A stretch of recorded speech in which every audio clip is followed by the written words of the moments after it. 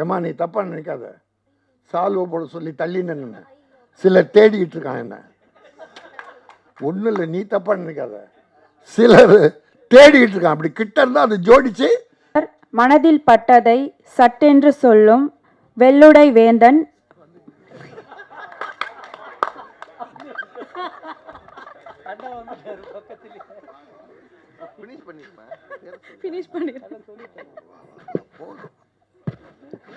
மொத்தமாக கே ராஜன் சொல்ல போகிறாங்க. அது எதுக்கு? அருமை தம்பி வெடிமுத்து என்னுடைய உடன்பிறவா தம்பி, அவனுடைய மேடை இது. அந்த மேடையை உரிமையோடு எடுத்துக்கொண்டு நான் ஒவ்வொரு ஆடியோ ஃபங்க்ஷன் கலந்துக்கிட்டாலும் அதில் அந்த தயாரிப்பாளர் எனக்கு 5000 ரூபா கொடுக்குறாங்க. ஏன் கொடுக்குறாங்கன்னா, அந்த நான் பேசுகிறத வச்சு யூடியூப்பில் ஏதோ நிறைய லட்சம் பேர் கேட்குறாங்க, அது ஒரு விளம்பரம் வருதுன்றதுக்காக கொடுக்குறாங்க. அப்படி கொடுக்குற பணத்தை அவங்க மூலமாகவே 5 ஏழைங்களை கூப்பிட்டு ஆளுக்கு 1000 ரூபா 1000 ரூபா அந்த மேடையில் அந்த ப்ரொடியூசர் கையிலே கொடுக்குறேன், அங்கேயே கொடுத்துட்றது. இப்போது என் தம்பி எவ்வளோ கொடுக்க போகிறான்னு தெரில. எவ்வளோடா கொடுக்க போகிறேன்?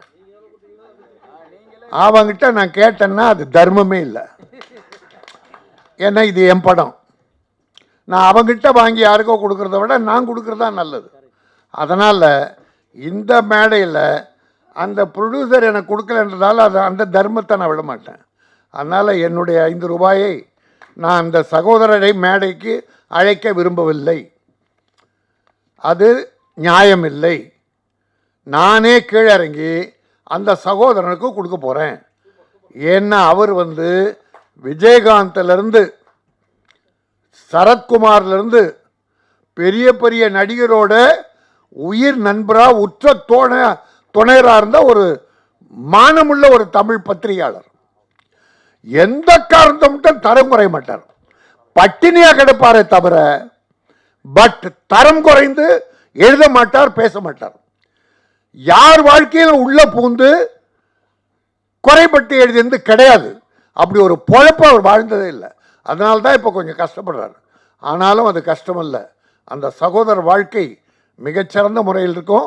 உங்கள் அனுமதியோடு நான் கீரை இறங்கி இந்த 5 ரூபாய் செக்கை அவருக்கு கொடுத்துட்றேன். அவர் நாளைக்கு போட்டு எடுத்துடலாம்.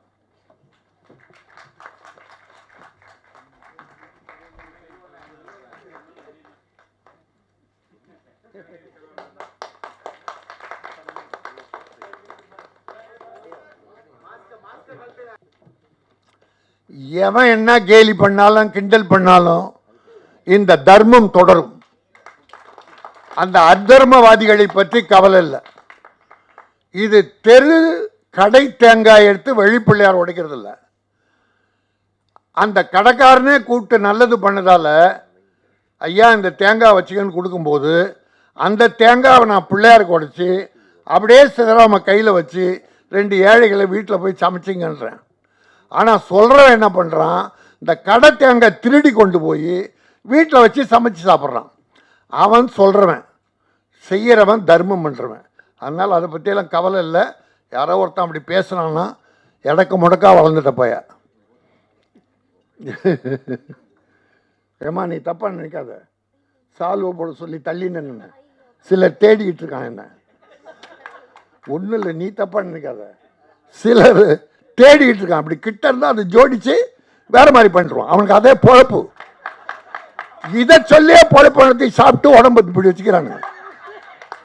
ஏன் சார் இப்படி சிரிக்கிறீங்க? இந்த வம்பில் மாட்டி விடுறாங்க. அதனால் அந்த கேடு கட்டவரை பற்றி நம்ம கவலை இல்லை. நாம் நல்லதை நினைப்போம்.